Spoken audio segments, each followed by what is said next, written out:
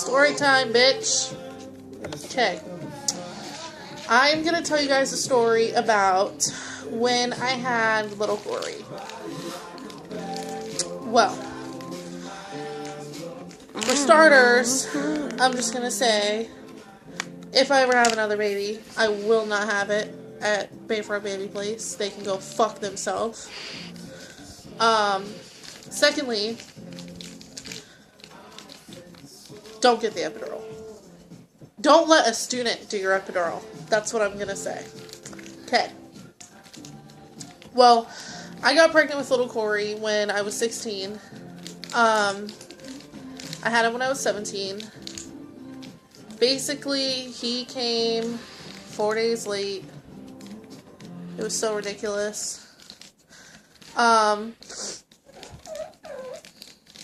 Pretty much, it was like 2 o'clock in the morning. I had woke up and, well, first of all, I couldn't even go to sleep really that night. I was really uncomfortable and I thought, maybe, it's just, he's like positioning himself to come, since he's 4 days, well, no, he wasn't 4 days late then. He was like 2 days late then.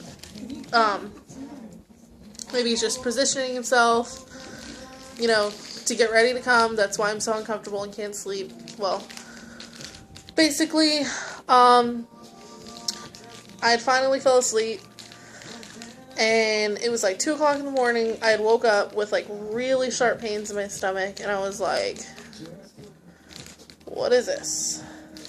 Well, I got up because it honestly felt like I had to poop, so I was like, okay, maybe I need to go to the bathroom.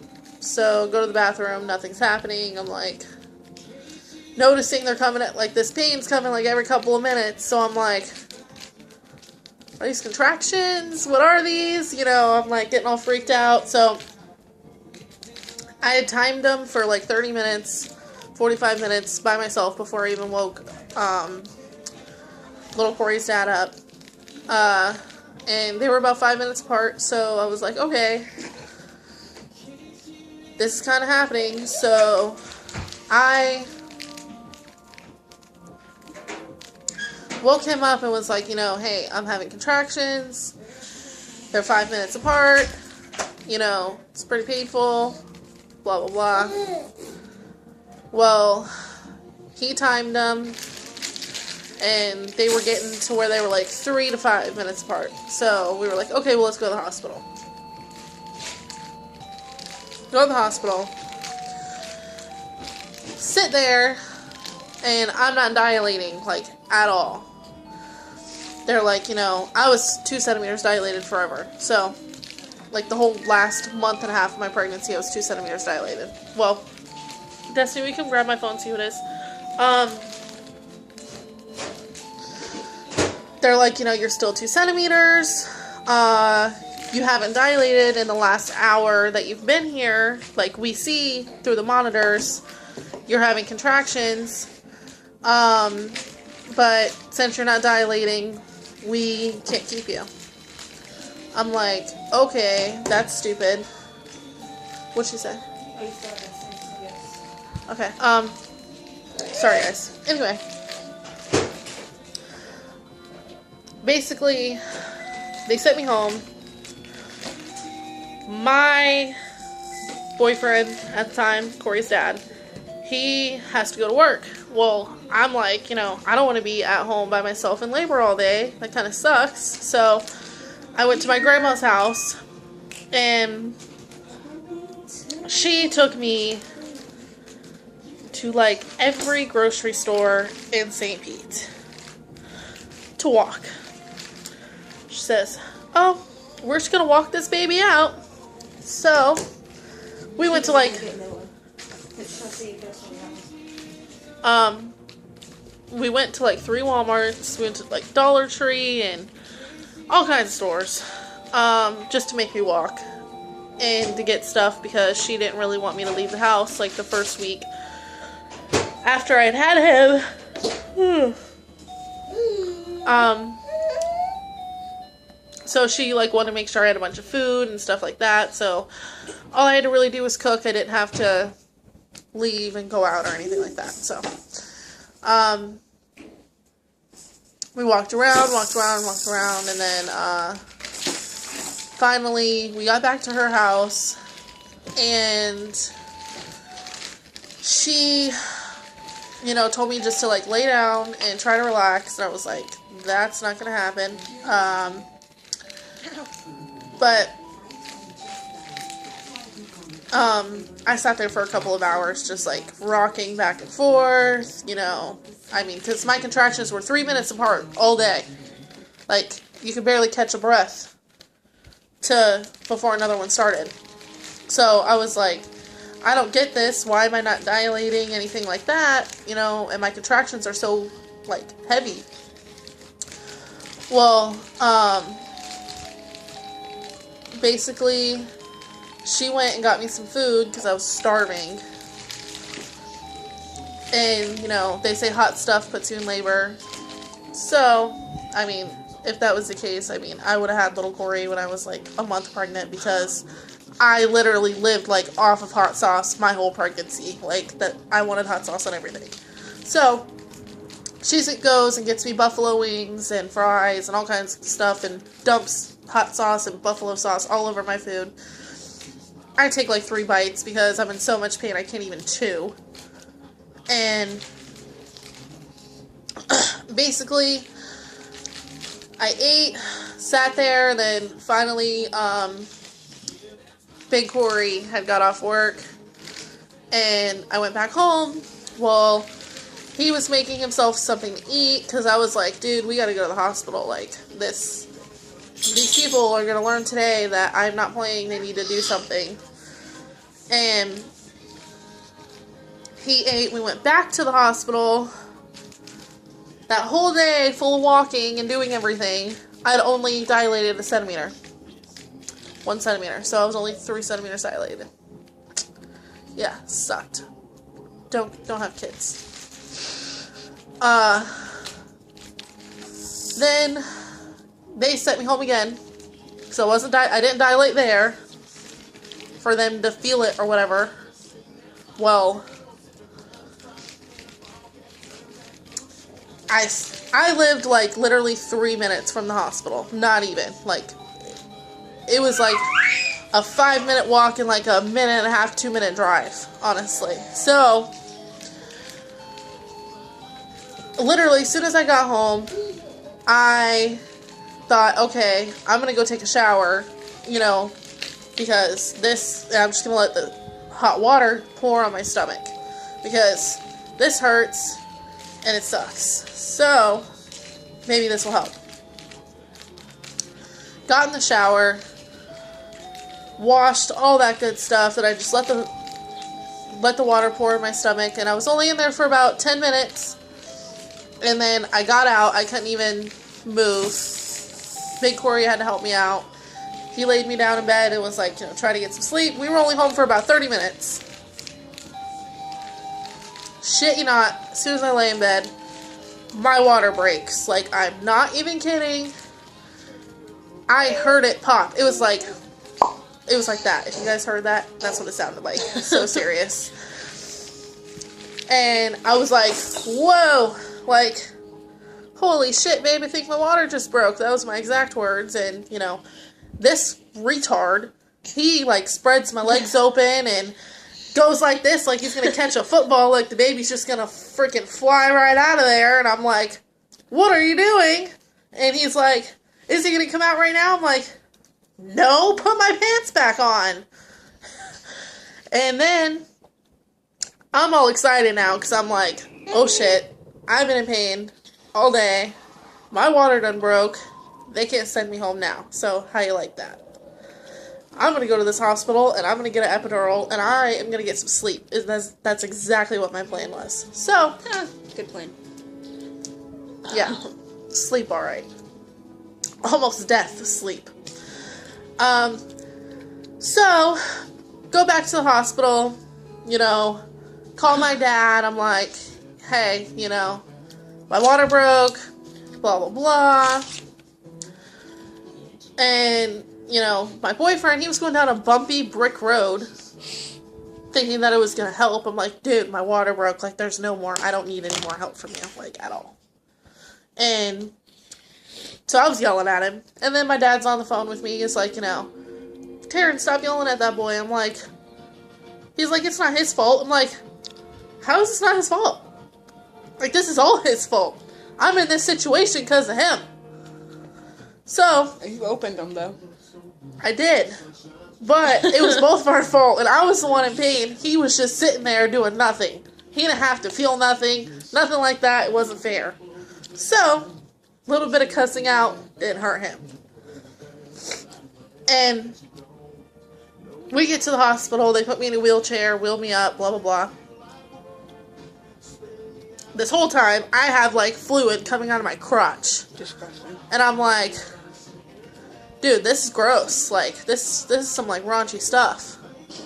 Like, I didn't think it was gonna be like that, like your water breaking. I didn't know, though. I never had no fucking kids before, so get there, the same nurse is there that kept sending me home. She's like, see, I told you you'd be back, and I'm like, see, get me an epidural, right now. And she's like, okay, and I'm like, yeah.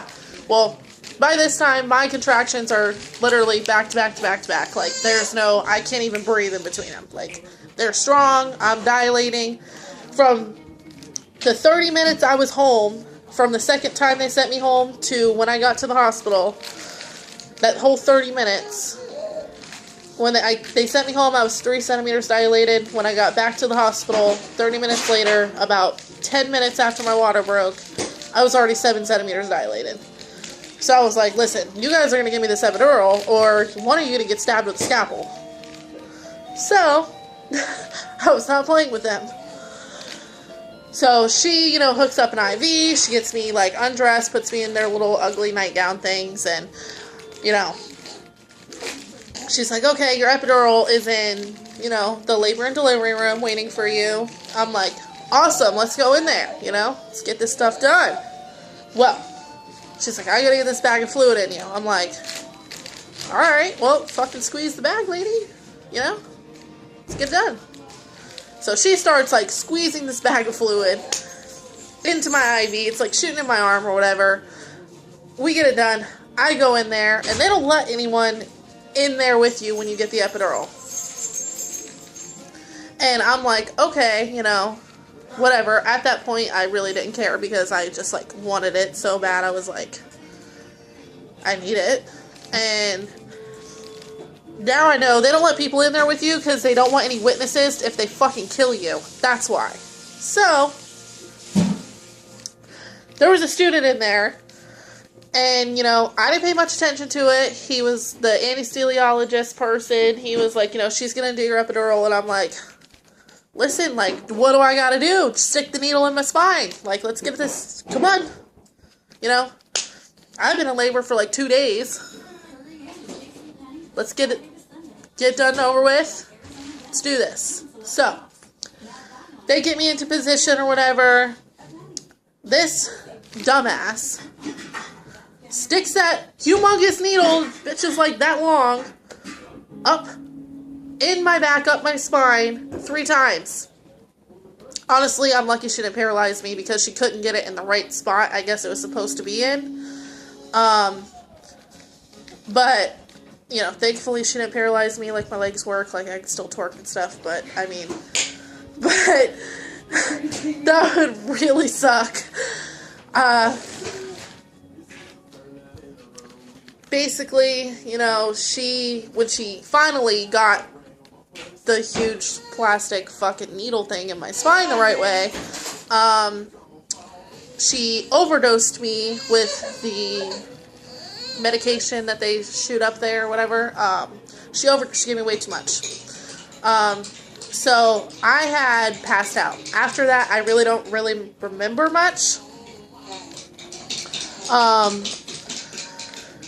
Honestly, I remember them letting Big Corey and my grandma in the room, and pretty much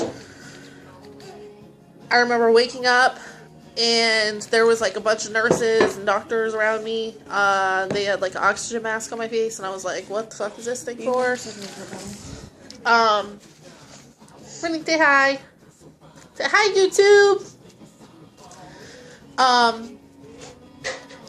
But I guess my blood pressure had dropped so low because they overdosed me with the drugs that they basically told Big Corey, where's her parents? Because I was still a minor, technically. And my grandma was like, I'm her grandma. Her mom passed away. We can call her dad. And, they were like, okay, that's a good idea because he should be here because basically we're going to rush her back for an emergency C-section and her blood pressure is so low because they kept losing little Corey's heartbeat. It just kept coming and going, kind of. So they needed to save him. And it was kind of either a him or me situation. And, they said, to my dad, look, on the phone, they had Corey call him, and they said to my dad, look, you need to get down here. Basically, your daughter's going to die because we're bringing her back for an emergency C-section, and her blood pressure is so low, she's not going to make it. But if we want to save the baby, we got to do this, like, right now. Well, my dad hauled ass to the hospital. I remember waking up and him being in my little room. And, okay. And basically, I remember waking up, my dad was in there, he asked me if I was okay. I was like, yeah, I'm tired, well, they somehow got my blood pressure to go back to how it was supposed to be, so I did not have to get a C-section. I got to push him out, stuff like that, which was cool. Pretty painful, but, I guess when you're pushing a human out your crotch, that's what's gonna happen. I can't fucking stand her. Pretty much, my dad left, and I went and started pushing at 7 o'clock in the morning, and I had little Corey at 9:04 in the morning on February 8th, 2014. He was 7 pounds, 1 ounce, and 19.5 inches long. It's crazy. Thankfully, though, I didn't die. He didn't die. Nothing bad happened. I mean, something bad kind of did happen, but it wasn't tragic, so that was good. Just reminding people who are in St. Pete, don't have your kids at Bayfront. Unless you're me. Unless you're her and have a great labor or whatever. She's a stupid bitch. But that's the end of story time for me. That's my labor. And, any of the subscribers, anything you guys want to know, let us know in the comments. And we will do videos on anything you guys really want to know about us. Alrighty.